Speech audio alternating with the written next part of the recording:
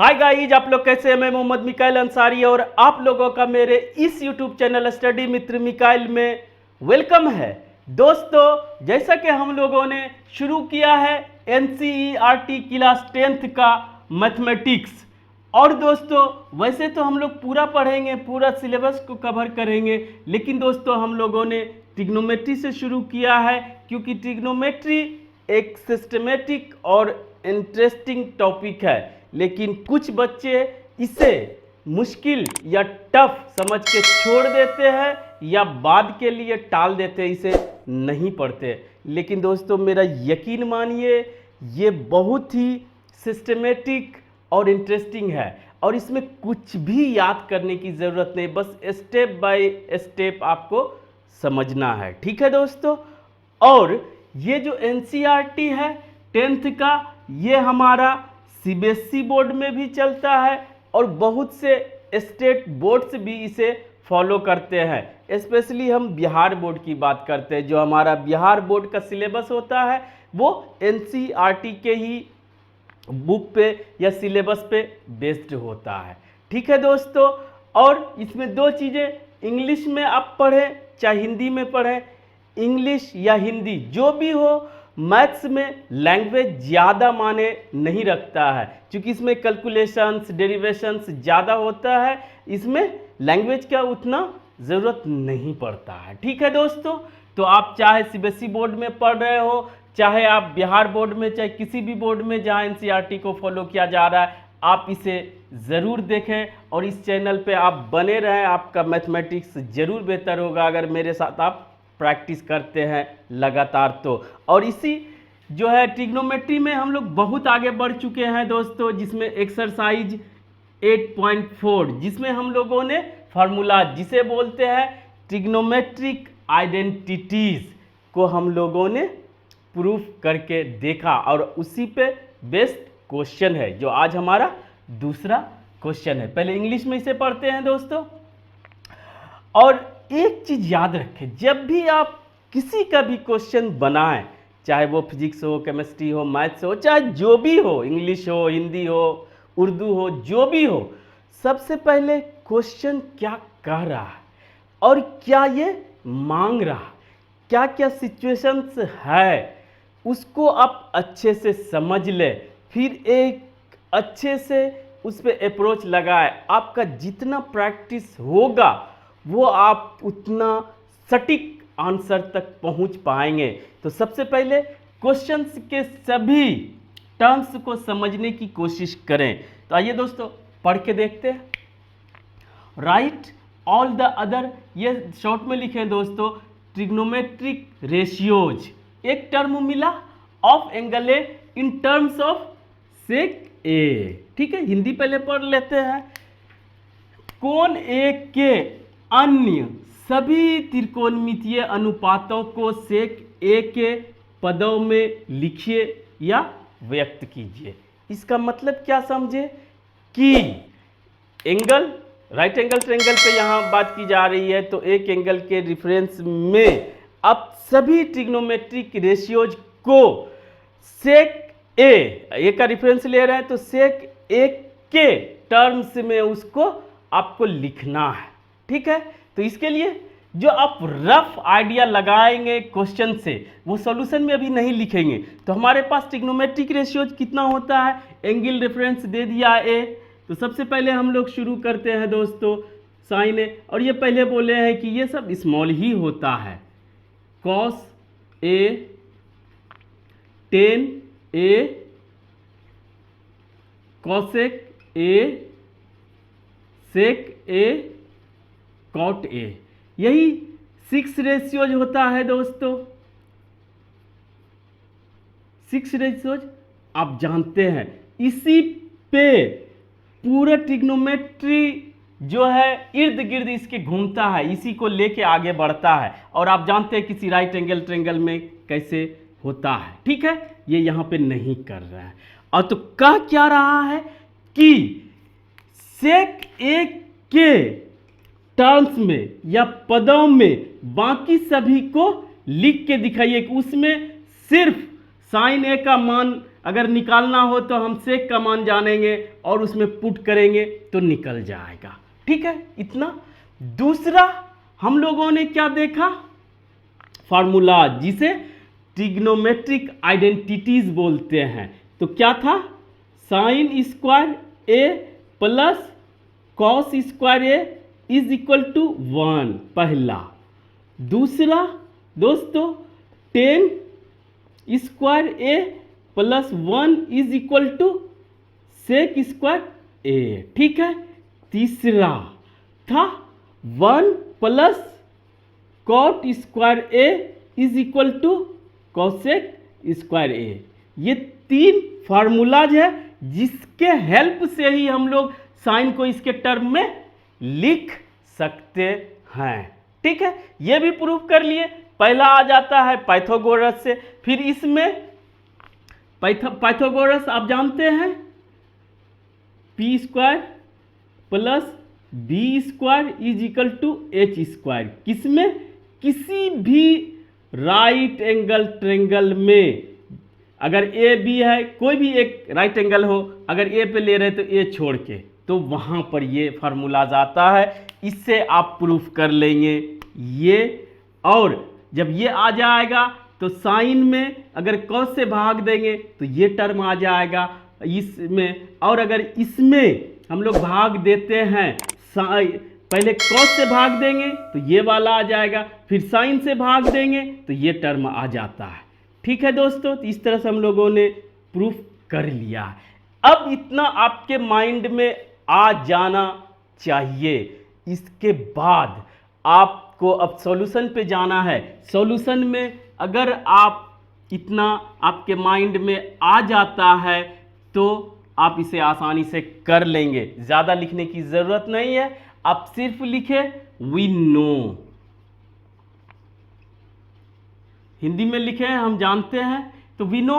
अगर हमको पहला क्या निकालना है, साइन, तो इससे हम जाएंगे या जो भी जाएंगे आपको चेंज करके अब वहां ही पहुंचना है। बस आपको सिस्टमेटिक कैलकुलेशन करना है। और कैलकुलेशन दोस्तों आपको पहले क्लास से आपको आना चाहिए और कॉन्फिडेंस उसमें रहना चाहिए कि जो रैखिक समीकरण या कहिए लीनियर इक्वेशन है वो आपका क्लियर होना चाहिए और प्रैक्टिस भी होना चाहिए। ठीक है, तो वी नो, सिंपली हम साइन निकाल रहे हैं तो साइन से जाते हैं, sine square A plus cos square A is equal to 1, और हमको साइन का मान निकालना है। Sine square A is equal to 1 minus cos square A, बराबर के इस पार किए तो माइनस आ गया। ठीक है दोस्तों, यही है लीनियर इक्वेशन का नियम, वो आप कर लेंगे। अब फिर भी हमारा कॉस में नहीं है, हमको चाहिए सेक में। तो आप जानते हैं दोस्तों कि cos A is equal to 1 by sec, sec A होता है। ये भी आपको प्रूफ हम लोग कर चुके हैं सिंपली। तो इसको क्या लिख सकते हैं, 1 बाय सेक स्क्वायर है तो स्क्वायर, फिर से आपके भिन्न का जोड़ जिसे बोलते हैं वो करके देखें, सेक स्क्वायर ए, और यहाँ चला जाएगा सेक स्क्वायर ए माइनस 1। अब आया टोटल सेक के टर्म में। तो अब लिख सकते हैं दोस्तों sine square A is equal to sec square A minus 1 by sec square A. अभी भी नहीं हुआ है, अब एक और स्टेप दोस्तों ले सकते हैं, वो ये कि इसमें स्क्वायर है तो अगर उस पार जाता है तो हमारा क्या हो जाता है, रूट चढ़ जाता है। ये भी आपका समीकरण में ही सीखे होंगे, sec square A minus 1 by sec square A. ठीक है, यहां पर भी आप रख सकते हैं। अदरवाइज दोस्तों इसको करें सेक स्क्वायर ए माइनस 1 का अंडर रूट, और यहाँ पर जब स्क्वायर रहे और अकेले रहे तो वो स्क्वायर रूट हट जाता है दोस्तों। सेक ए, पहला टर्म हमको मिल गया, sine A is equal to under root sec square A minus 1 by sec A. ठीक है, पहला का आंसर मिल गया। अब हमको चाहिए कॉस, तो इसी से हम लोग एक तो आसानी से निकाल सकते हैं, जिसे कि हम लोग यहीं पर या आगे देख लेते हैं दोस्तों कि अगर हमको साइन मिला, क्या मिला दोस्तों, साइन कितना मिला, साइन ए। यहां से भी जा सकते हैं, एक स्टेप के बाद हम लोग क्या करेंगे, सेक स्क्वायर ए माइनस 1 सेक ए, इतना मिला। और अगर डायरेक्ट हम लोग कॉसेक पे जाते हैं तो यहां के बाद एक स्टेप और आगे बढ़ेंगे, क्या कि दोनों को उलट दें, जैसे a बाई बी रहे, c बाई डी रहे, तो आप इसको b बाई ए और d बाई सी लिख सकते हैं। तो इसको भी उलट दें, नीचे कुछ नहीं है तो ये 1 हो जाता है, तो 1 by sine A is equal to sec A, नीचे का ऊपर, ऊपर का नीचे, सेक स्क्वायर ए। और दोस्तों आप जानते हैं कि इसी को हम लोग बोलते हैं कोसेक ए। ठीक है, तो अब कोसेक ए हमारे पास क्या हो गया, सेक स्क्वायर ए माइनस 1, ये -1 रहेगा। ये दूसरा आंसर हमको मिल गया। ठीक है, 2 हमको मिल गया दोस्तों। अब तीसरा देखते हैं। अब आइए, तीसरा सिंपल है। सिंपल कहने का सेंस ये है दोस्तों कि अगर कॉस की बात करें तो आप जानते हैं, पहले भी बताएं, cos A is equal to 1 by sec A होता ही है, और ये फर्स्ट चैप्टर में ही हम लोग पढ़ चुके हैं। तीसरा आंसर ये मिल गया। ठीक है, अब 10 में दोस्तों अगर इसको फ्रेश बनाना चाहते हैं तो आप जानते हैं कि 10 we know 10 square A plus 1 is equal to sec square A. अब इसको दोस्तों हम लोग 10 की ज़रूरत है हमको, तो 10 को इधर छोड़ देंगे, बाकी सेक स्क्वायर ए माइनस 1 करेंगे। अब अगर हमारा ये स्क्वायर है तो स्क्वायर रूट दूसरे साइड में आ जाएगा, सेक स्क्वायर ए माइनस 1। ये हमारा कौन आंसर हो गया, 10a का। अब इसी के रिस्पेक्ट में था दोस्तों, अब 10a, अब कॉट बचा, कॉट भी सिंपली इसी से जा सकते हैं, लिखेंगे फिर से, we know 10 square A plus 1 is equal to sec square a, 10 square A is equal to sec square A minus 1, और इतना हो गया। अब दोस्तों आप जानते हैं कि कॉट, पहले कॉटे अगर लिख रहे हैं तो 1 बाय 10a, या दोस्तों इसी को लिख सकते हैं 10a is equal to 1 by cot a. तो यहाँ क्या करेंगे, ये अगला के लिए स्टेप है दोस्तों, यहाँ से शुरू करेंगे, तो 1 by cot a is equal to, इधर कुछ नहीं किए दोस्तों अभी, सेक स्क्वायर ए माइनस 1, वाई कुछ नहीं है तो 1। ठीक है, अब दोनों को उलट देंगे तो क्या हो जाएगा, cot a is equal to 1 by under root sec square A minus 1 under root में। ये हमारा आंसर मिल गया।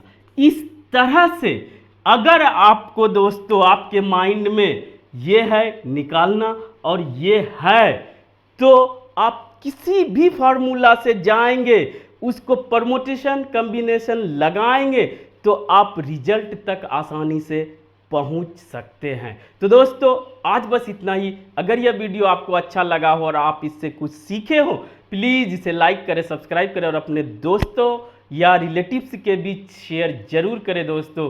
Thank you for watching, have a nice day.